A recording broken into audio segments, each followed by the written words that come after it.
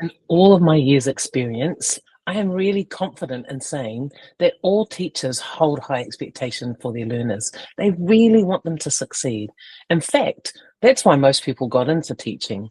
They deeply understand that how education can transform lives and provide young people choices in life. I've also come to understand that although teachers hold these high expectations, they not always are demonstrated or communicated in a way that feels respectful and authentic to the learners. We're going to cover the foundations of high expectations so we get it right every time. I'm going to talk about the building blocks of high expectations, what has to be in place to start creating the optimal conditions for high expectations to land well. And these building blocks are belief and care in the learner and their learning. Fundamentally, we know that our beliefs drive our practices and our actions. Belief means that we as the educators, no matter what, believe that all young people are capable of great things and have limitless potential regardless of their circumstances. Even if we experience some challenging times with them, we must hold on to that fundamental belief that they are capable and they have great abilities within them. So I'm going to cover the demonstrations of belief. These are demonstrable actions by the teachers, things that students can experience, that they can feel, hear, and see. Students need to experience that adults reject any deficit explanations they have around individual groups or their families or their abilities. Adults also need to reject any deficit notions that students come or have about themselves and their abilities. Adults who use the language of encouragement and agency. These can be verbal or non-verbal.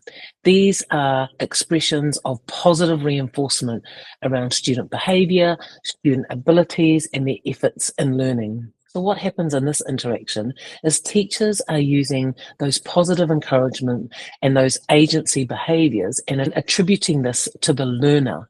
So the learner starts believing in their own capabilities. Students need adults in front of them that own up to their own mistakes or gaps in their knowledge. It's great modelling of how you use errors and mistakes in ways that actually support learning. And this also starts to normalise mistakes in learning, which are normal, and it creates more risk-taking in the culture of the classroom. The second foundation building block to high expectations is care. Students are really astute. They can feel it and they know if an adult really cares about them. So we're talking about that type of auntie and uncle care, that care that is firm, it is fair, but it's also can be fun, and it's very invitational and understanding. What I'm trying to describe is how the optimal family would behave. It's about warm interpersonal interactions where the group sort of has a solidarity. They share responsibility for one another.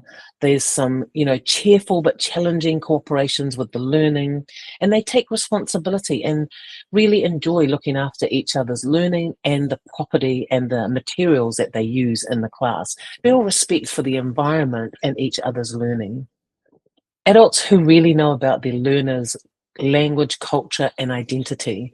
And I'm not reducing culture down to ethnicity, but all the life experiences or groups that they belong to or associate with, and that they can bring that language, culture, and identity into the learning. That learners really thrive when adults really care about what they care about and what they want to learn. And that adults who make an effort to create relevant and authentic context for the students to learn in. And this really helps students connect to the content that you're trying to teach them. Students really thrive when adults care about what students' experiences and that they invite students to bring their own understanding and their own experiences into the learning conversation and into the learning process. Adults who stop and say, does anyone know anything about this? Has anyone been here? And lastly, students thrive when adults actually use their prior learning. It's activated, it's utilised. So when you have these two building blocks of belief and care in place in your classroom culture, students really understand that they belong. They can bring all of who they are into the classroom and the learning process. So when you think about those building blocks of care and belief, when the adults start making more demands, when they create more high expectations of students' effort, behaviour, sustained academic attention, cooperation behaviours with other students in their learning, they know it comes from a place of care and belief. And they say things like, oh, sir and miss, they're making us do this because they really care about us and they really want us to succeed. Oh, sir and miss, they go more than halfway to make sure that I'm ready for my assessments. Oh, sir and miss, they're not helping us because they want us to work harder and they want us not to give up and they know we can work it out eventually. Where students come out of classrooms and they feel really challenged, but also supported in their learning. You will have access to the script, so you can go back and read over those demonstrations of care and belief.